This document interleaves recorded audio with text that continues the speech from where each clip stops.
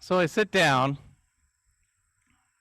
and I pick up a pen and I adjust the pad of paper, stare at it for a moment.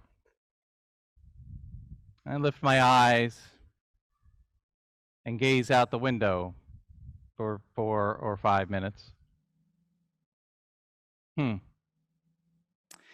Maybe this would go better if I just wrote it on the computer.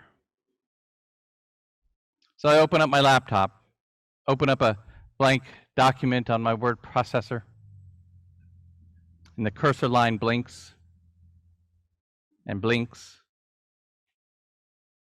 I begin to count the blinking, and I do the math.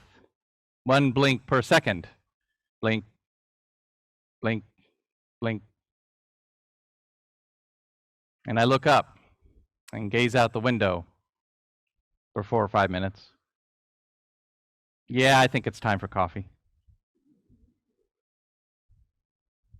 A songwriter faces a blank page and a piano with 88 keys and a seemingly infinite possible combination of notes. An artist with that blank canvas or blank sketch pad or an unformed lump of clay. A gardener with a patch of dirt. Anyone waking to a new day with 24 hours ahead of them to allot 168 hours a week, 8,760 per year, a blank calendar. Blink, blink.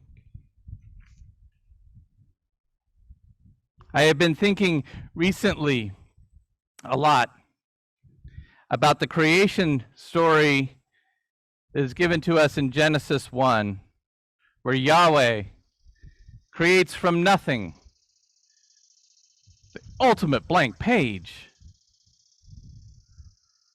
by merely speaking reality into existence.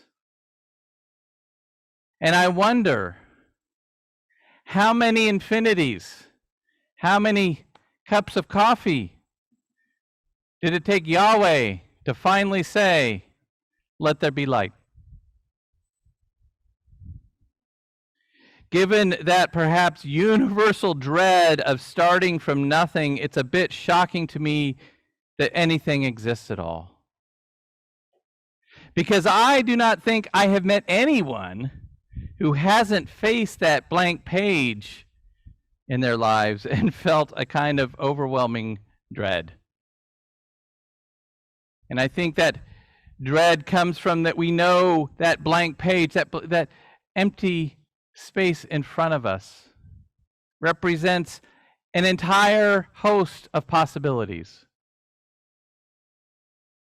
That blinking cursor on the computer represents an unfettered exploration of possibility, of what is possible.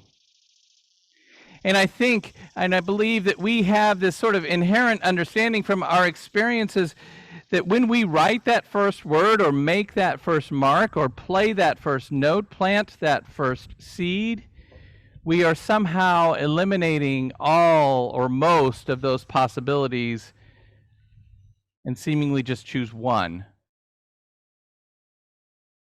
And that choice, that first choice, let there be light, can manifest itself as so completely consequential that we are often overcome, frozen, and watching that damned cursor blink and blink and blink at us. Now, to be certain, of course, there are boundaries, right? Rules and customs, whether it's writing or artistry or gardening. We have intentions. We have goals for our work and visions, ideas that try to point the way to a page of words or that sketch or that plan. And these boundaries, rules, customs, goals, visions, they all are useful guides and guardrails to frame our generative creative acts. We rely on the knowledge of and comfort that comes with those boundaries.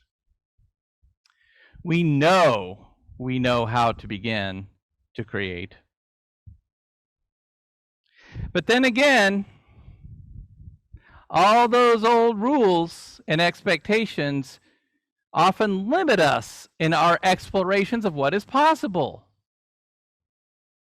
We have a hard time letting go of what we know and what we're reasonably sure of. And we have an even harder time letting go of all those unexamined bits of those boundaries, rules, and customs. For example, I invite you into this right now. Can you imagine, or try to imagine, an America that is not systemically grounded in whiteness? Try it. Really. What does that look like? An America not systemically grounded in whiteness. What does it live like? What does it love like? Because friends, I have been trying to imagine that for years, but I can't seem to shed all those unexamined assumptions that I carry, all those rules and customs.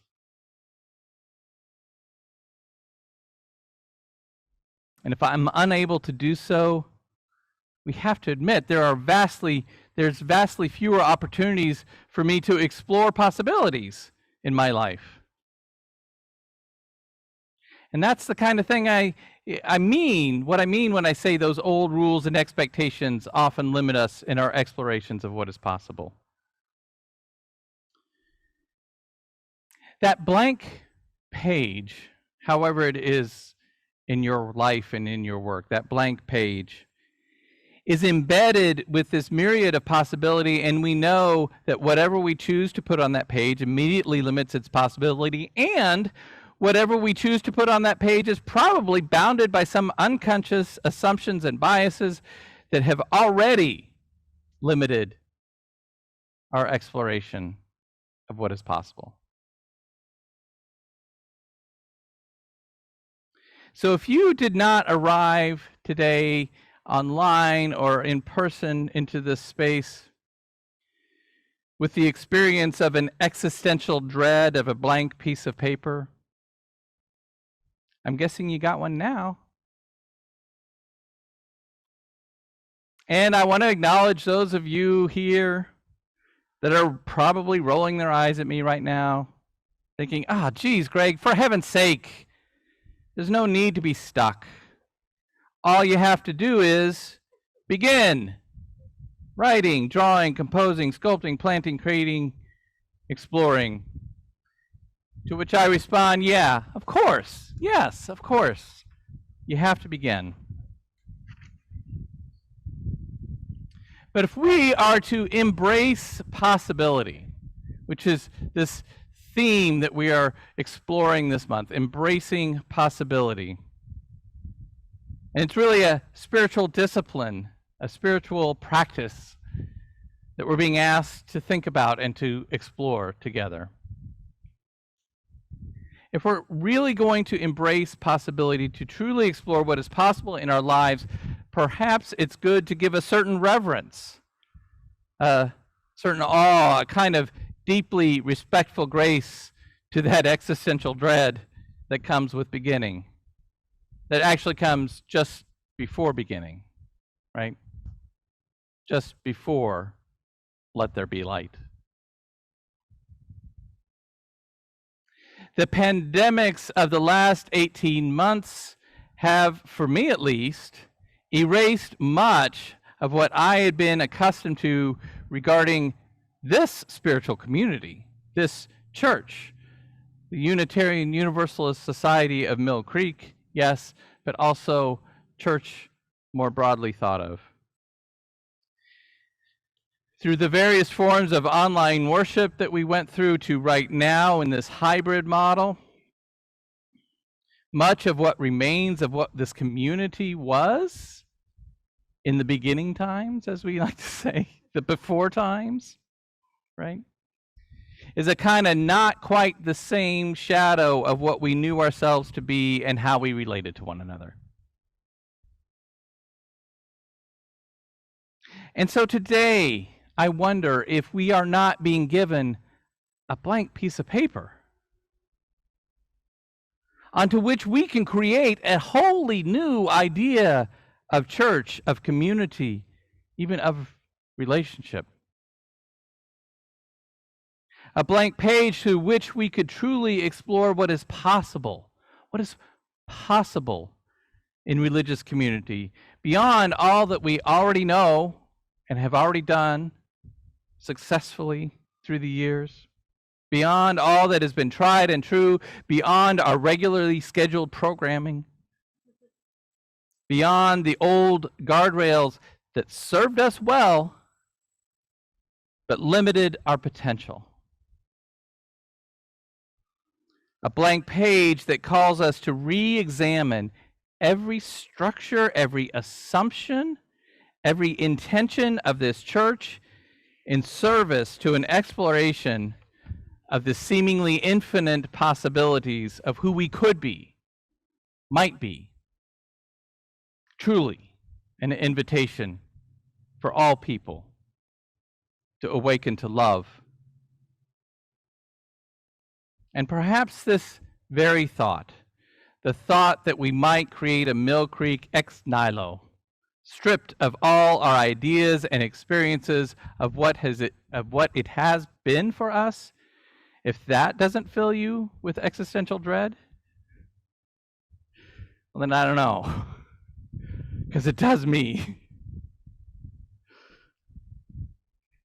I hope it does. I hope it fills you with that dread.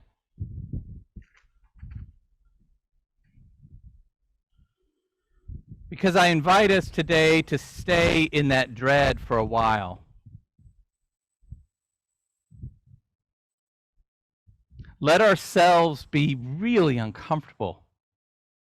And I don't just mean wearing masks in the bright sunlight. Let ourselves be uncomfortable and maybe even a little bit scared of what lies ahead of us. Stare into that blank screen, that blank page, that blank canvas, and think of all that could fill it. Watch that cursor blink, blink, blink, until all those old rules and customs and guardrails fall away. That page, that blank page, offers us the chance to remember that the way we've always done it, alongside the way it has always been done, and the way others do it, all are fine and good and comfortable, but they also may exactly be the limitation on what is possible.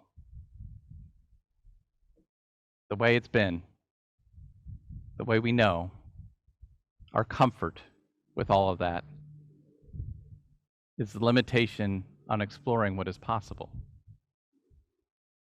So only when we shed those ideas may we begin to explore, embrace, and truly imagine the possibility that is this church, the possibility that is this invitation, the possibility that is this love. Amen, my friends. And I love you. And may we live in blessing.